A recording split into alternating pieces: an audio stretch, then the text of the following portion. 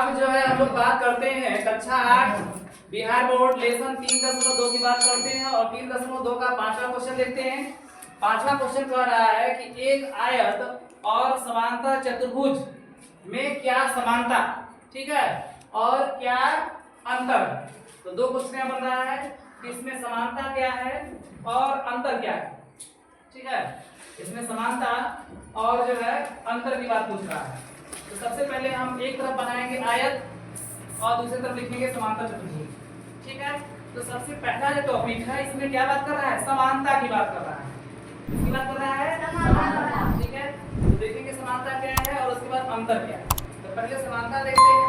सबसे पहले हमने एक आयत बनाया, आयत के सामने आयत बनाया और यहाँ पर जो है समांतर चतुर्भुज है, इसके लिए हमने एक समांतर चतुर्भुज बनाया। अब इसकी समानता की बात करते हैं। तो पहली समानता क्या होती है कि आयत में आमने सामने की भुजाएं बराबर होती हैं।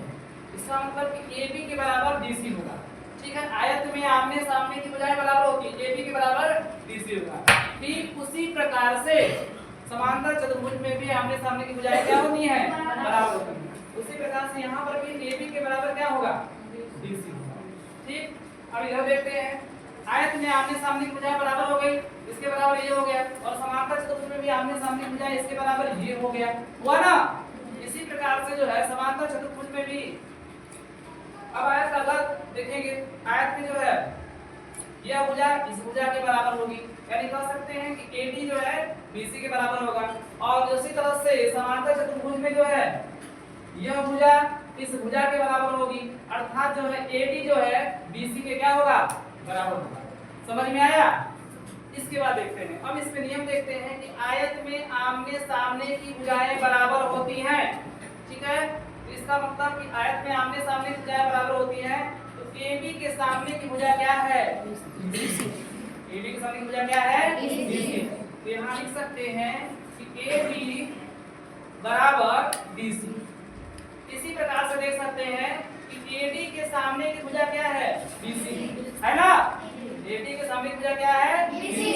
तो यहाँ लिख सकते हैं कि AD बराबर BC। अब यही बात जो है लागू होता है समांतर चतुर्भुज में। तो समांतर चतुर्भुज में आमने सामने की भुजाएं बराबर होती है, ठीक है। तो यहाँ पर देखेंगे आमने सामने में, तो AB के बराबर, AB के बराबर होगा क्या होगा, BC होगा, क्या होगा, BC। तो यहाँ लिख सकते हैं कि AB बराबर BC। इसी प्रकार से देख सकते हैं कि जो AD है तो AD के बराबर क्या हो जाएगा, BC हो जाएगा। तो यहाँ लिखेंगे कि AD बराबर BC। अब जो है हम लोगों ने समांतर चतुर्भुज और जो है आयत और समांतर चतुर्भुज में क्या देखा, हम लोगों ने समानता देखा। दोनों में समानता देख लिया कि आयत में जो है आमने सामने की भुजाएं बराबर होती हैं, समांतर चतुर्भुज में आमने सामने की भुजाएं बराबर होती हैं, ठीक। पहला खत्म। अब इसमें डिफरेंस की बात कर रहा है, अंतर, यानी difference between rectangle and parallelogram. अब इसमें देखते हैं इसमें अंतर क्या है। तो सबसे पहला अंतर है कि आयत के प्रत्येक अंतःकोण का मान 90 अंश होता है।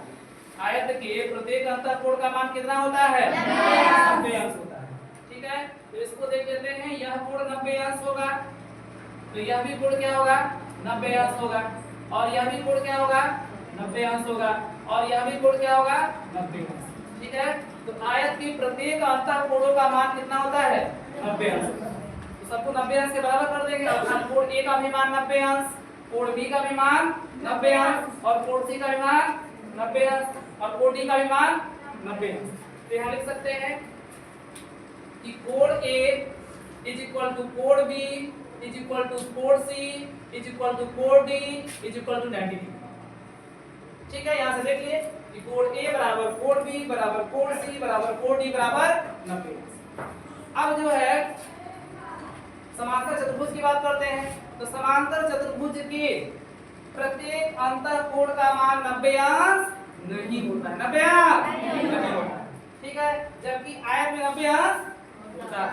यही मेन अंतर है कि समांतर चतुर्भुज के प्रत्येक अंतःकोण का मान 90 अंश नहीं होता है, जबकि आयत में होता है। तो यहाँ लिख सकते हैं कि कोण A is not equal to कोण B is not equal to कोण C is not equal to कोण D is not equal to 90 degree. अर्थात कह सकते हैं कि कोण ए बराबर नहीं होगा कोण बी के, कोण बी बराबर नहीं होगा कोण सी के, कोण सी बराबर नहीं होगा कोण डी के, और कोण डी बराबर नहीं होगा 90 अंश। यानी इसमें प्रत्येक कोण 90 अंश के बराबर। Any student any problem?